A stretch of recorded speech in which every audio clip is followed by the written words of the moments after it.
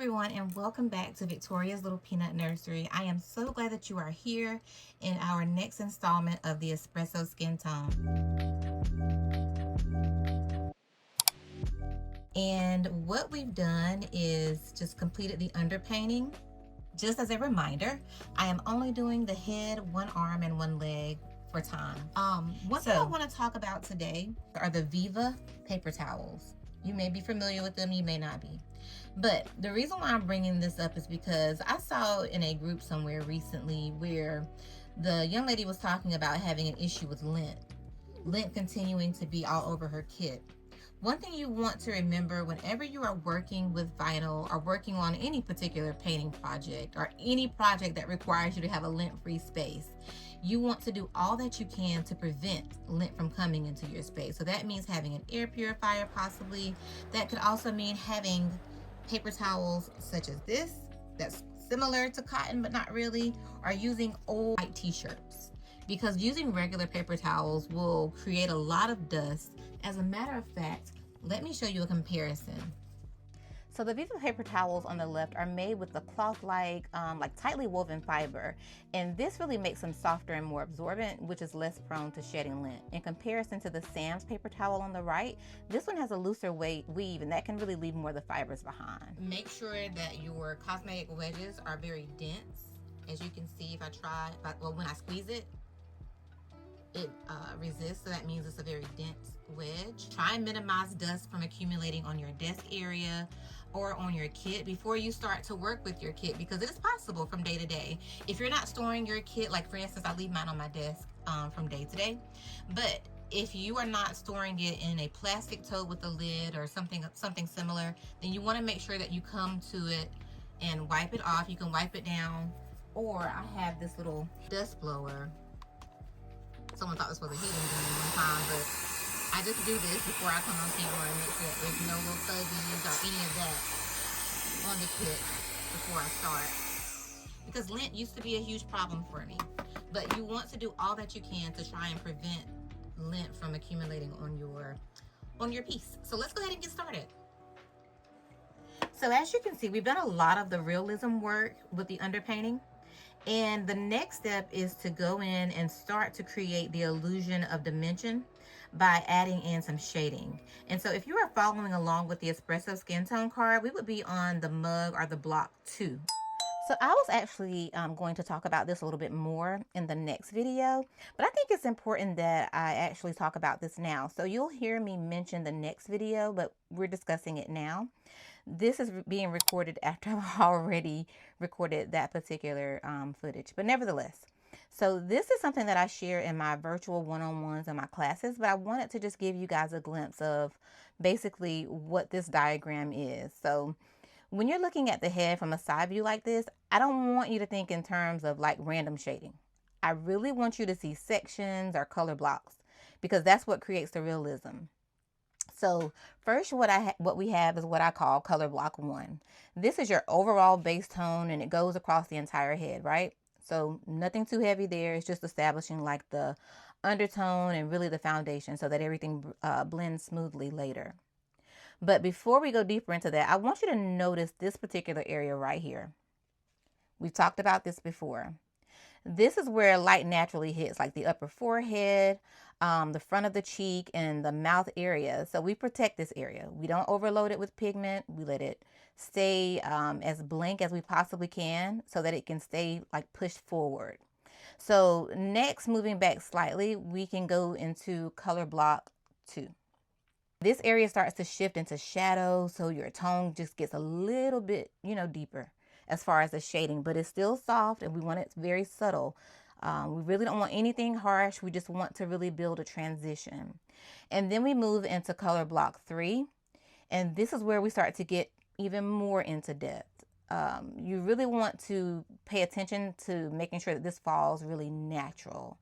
And so basically this is going further away from the highlighted area. So you can increase your shading here, but still gradually build upon that. And then finally here is color block 4. This is going to be your deepest or your darkest area. That's going to be the lower part of the most further part back from the highlighted area. and near the nape of the neck. And this is where your darkest value sits because it's the furthest from the light source. So now here's the part that really brings it together. Blending the direction backwards. The blending matters. That's why you see these arrows going towards the back. You don't want to blend with the form of the head, like are going towards the front. You want to follow the curved motion from front to back, from front to back. And that's what keeps the head looking round instead of flat pretty much. So instead of thinking, where do I shade? Think, where is the light hitting? Where does the head turn away from the light? And how can I transition between those areas smoothly? And this is really how you create depth that looks natural, especially on deeper skin tones. And that's where dimension is pretty much everything. All right, let's pop back into the video. I just want to walk you through what we're going to do, and then I'll show you with the actual paint that we're going to use. And we've already built up our depth. We've built up our values with the underpainting. And what I mean by built up our values is, for instance, right here you can see this grayish color is a lot darker than what you may see, let's say here, right? I know I didn't go into much detail in the video with the little girl in that diagram for the face, but I want you to really just understand that your job as the artist is to really just enhance what the sculptor has already done with their sculpting. So think about it. The most indented area of a kid, like for instance, it's the chin on this particular baby. That's going to be the portion of the face that gets the most amount of layers or the most amount of value, because we're just enhancing that particular area of depth. And then where we show contrast is by doing fewer layers, let's say around the eye area, because we want to be able to show the difference in value. That's how we will create the dimension and also enhance the sculptor's work. So with that in mind, right here on the inner part of the eye, or the bottom eyelid, you can see that this is darker, right? And I've done that again by going into this area with a lot more layers than I did here of the gray, again to create the illusion of depth.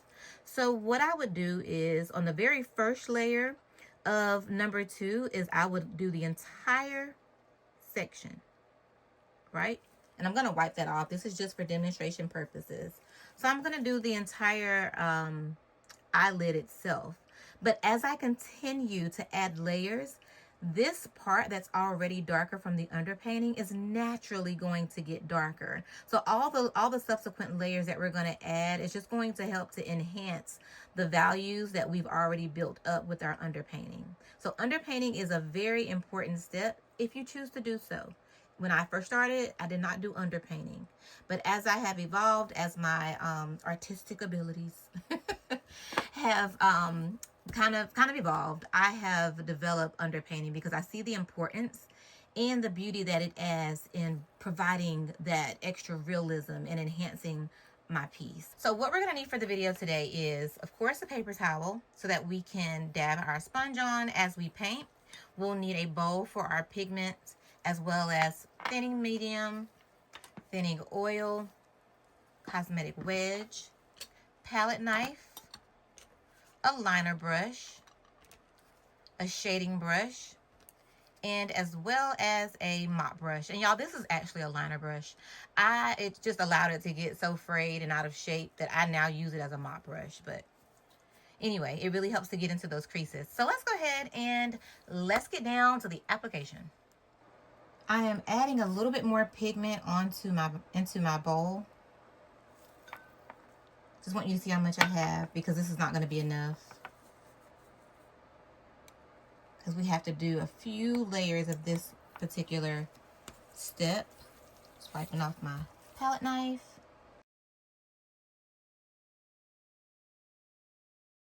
So, all right, all that's out the way. Let's go ahead and add our thinning medium, which we're going to double the amount of pigment that we had on our knife. So let's say the pigment went to about, let me grab something else. Let's say the pigment went to here, right?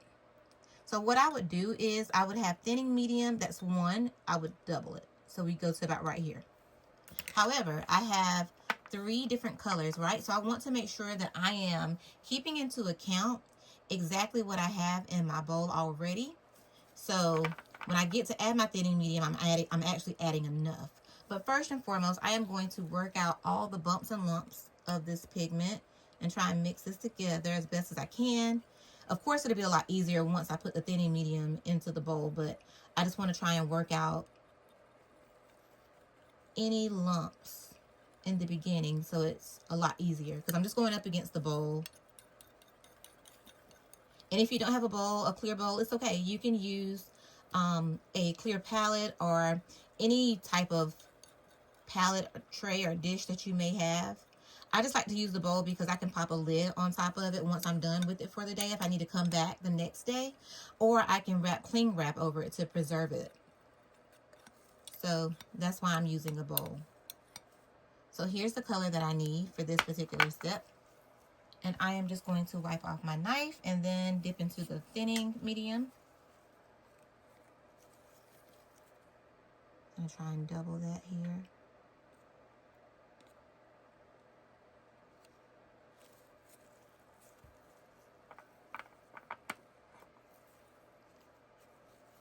Do y'all think that's enough? I don't.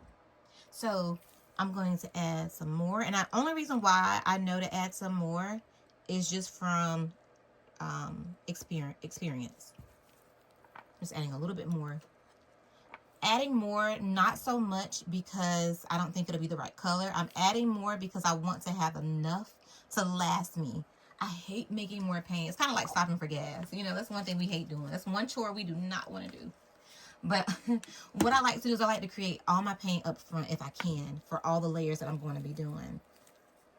So I'm going to add in my thinning medium.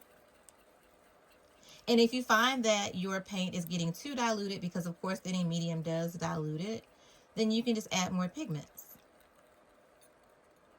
Never feel like you've lost the batch. Even if you get the wrong color. If you get your color wheel, you can incorporate that color wheel and neutralize whatever tones. Like if you see a red tone, you don't want a red tone, get you some green to neutralize that red out of it.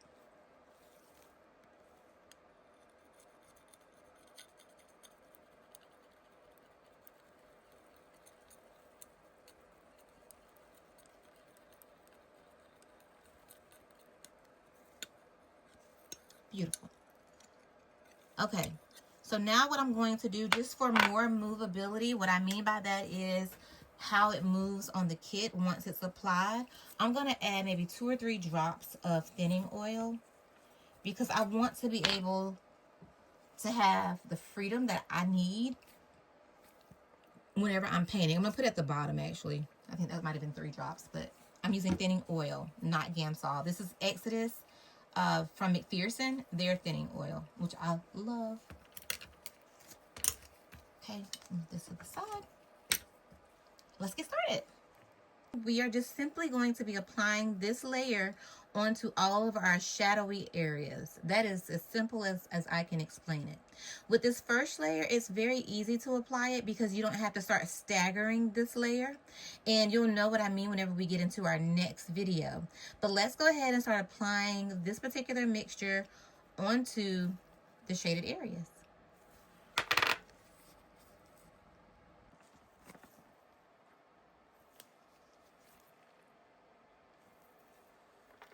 It's also important to know that in addition to the shadowy areas, of course, we're going to be applying this to the creases. So for this first particular layer, we are going to go over all of the same layers that we went into for underpainting. It's just that we are going to omit the highlighted areas. And remember, the highlighted areas are those most protruded spots on the kit. So for instance, it would be the very peak of the forehead, the very peak of the nose, the most prominent areas on the chin, on the cheeks, and then the chin here. You see those little pieces sticking out. So we'll make sure that those stay highlighted. And I say that, and I got my brush right there on the tip of the nose, but it's okay. We haven't baked it. I'm just going to wipe this off. So I always like to start with the face. Taking my brush, going into the paint mixture, and let's begin with this part of the eyelid. We want to be careful to stay on the outer part, the most outer part of the eyelid, because on the inner part of the eye is supposed to be pink. You know, think about your own eyes. So we don't want to take this brush and go all the way into where the where we meet the glass eye. We want to just trace what we did with our underpainting.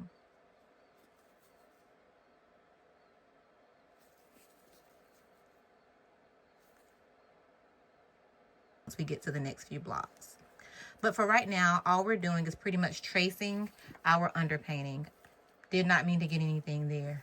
I'm being a little messy today. So let's go in here. Working on one side at a time.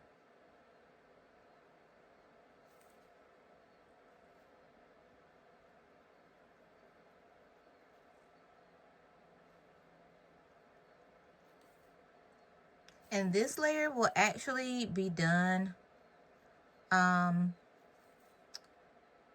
about 4 times, because we really want to build up this color, because we know with this particular paint, it's not acrylic, right? So we know that it's not, although pigmented, we know that we've diluted it with the thinning medium. So we're going to have to do a few layers in order for us to see the color that's in the bowl. So it's going to take a few more layers before it starts to take effect.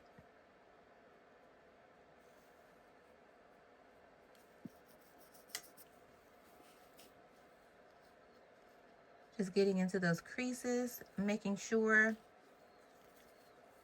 And I tend to use the mop brush a little less because this is a thicker consistency. Whenever I'm using like the first few layers, that's a wash. And so sometimes that thinning medium can, of course, not thinning medium, the solvent can just pool in an area. And having a pool of thinning of mineral spirits can create a very muddy crease. So you may not see me lift up the mop brush that much. I'm using the end part of my wedge more so than anything. And don't be afraid to turn your kit around in any direction so that you can get to all of the nooks and crannies.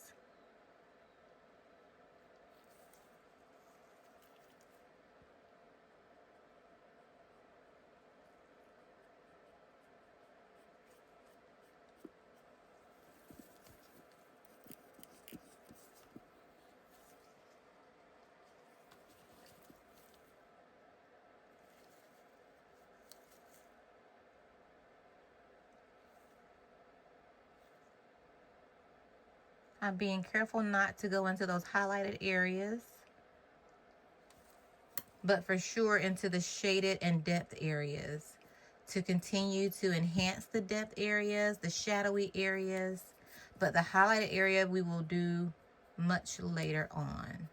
We want to keep that highlighted area as light as we possibly can for as long as we can, because having those nuances and shifts in color, of course, is what's going to enhance the dimension and promote that realism that we're going for. Just lining the lips, and I'll probably do this every layer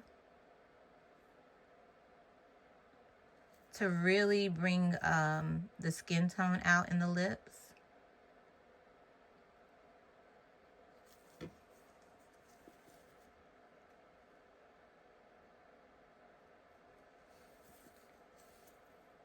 Making a mess today.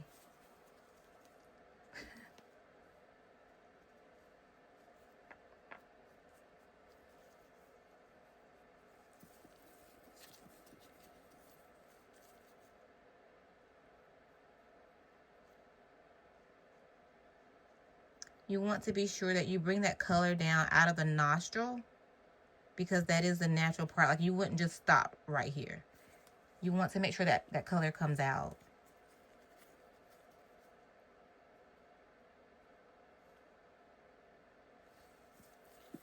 And my poor little Maddie doesn't hardly have a top lip, but we're going to work with what we got, right? Love this little smile.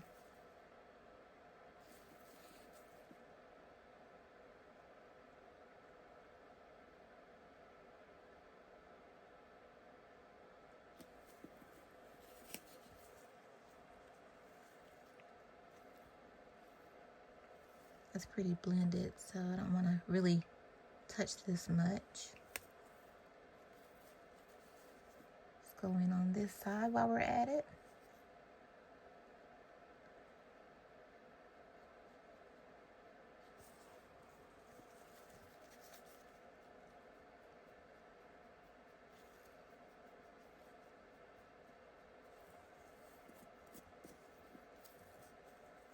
Now let's go up to the other eye.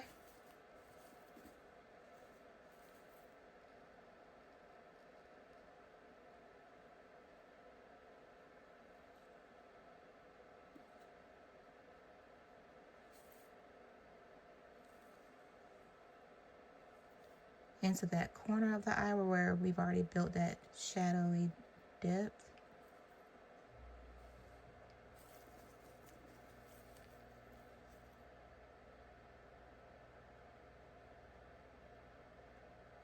Remember, I am staying on the most outer part of the bottom eyelid. I don't want to go in and disrupt that pink layer, pinkish color that we put in there.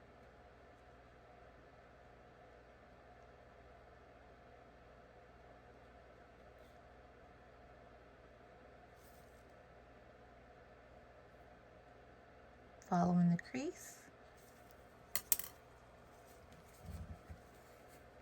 Now let's go in here with the wedge and blend everything out.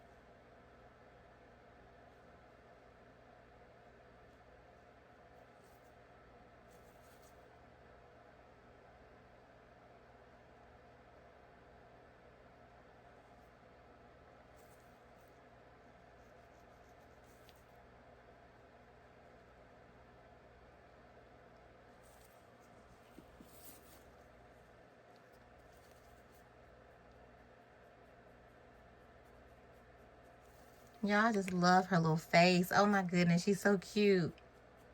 It's just the smile. It's just everything. Look at her. Hey, Maddie. Okay, let's get this extra paint off the side of her face here.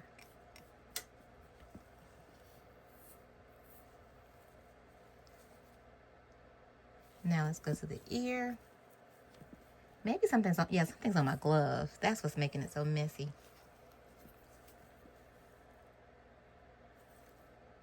So when you get to this part of the kit, you could actually use your brush that you're going to use over the entirety of the head, or you can do like I'm doing, but at some point you'll get to a point where you no longer do the entire ear, but you only do certain parts of the ear. But again, we'll get into that as we continue to progress. But right now we've got to at least lay down the initial layers and get that brown color that we're going for. The first layers of the espresso.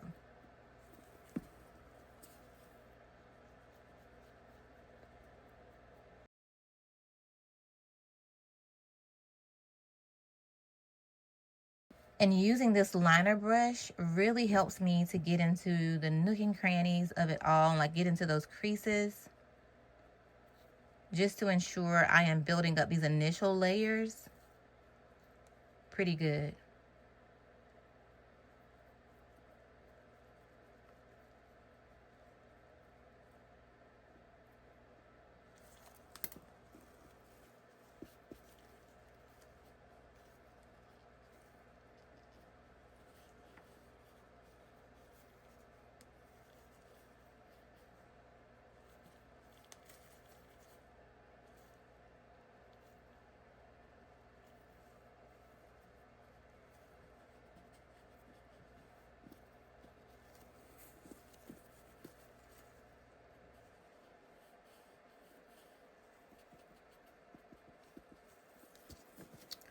All right, so let me do the other ear.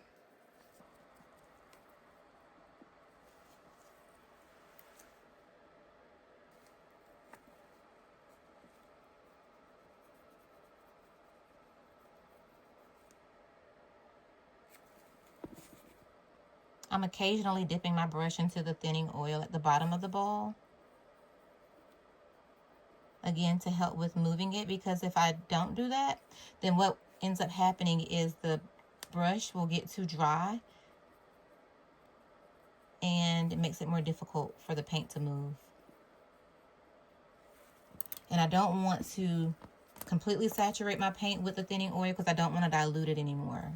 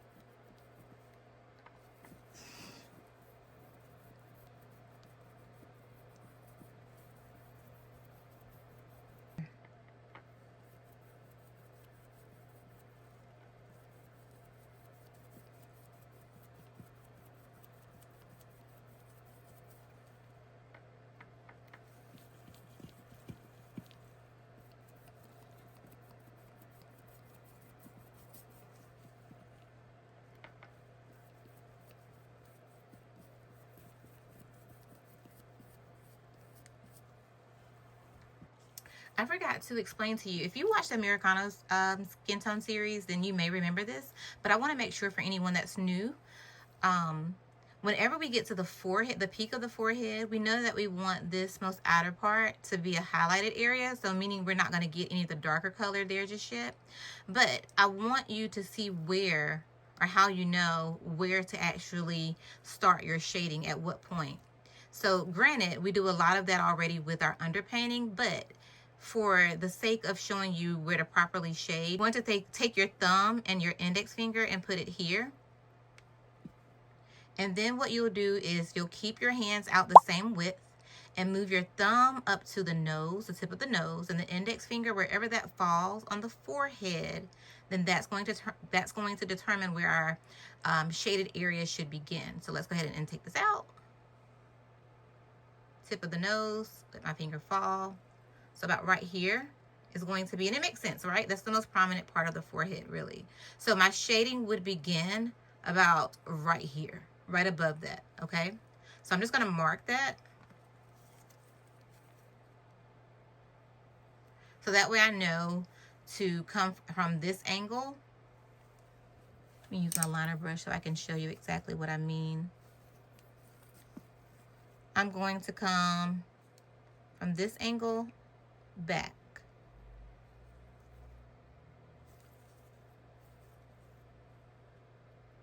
So from where I started on the forehead on back, and as far as how far I go on the side of the face, remember this most prominent area of our cheek is our highlighted area, and where we do not want to get color just yet.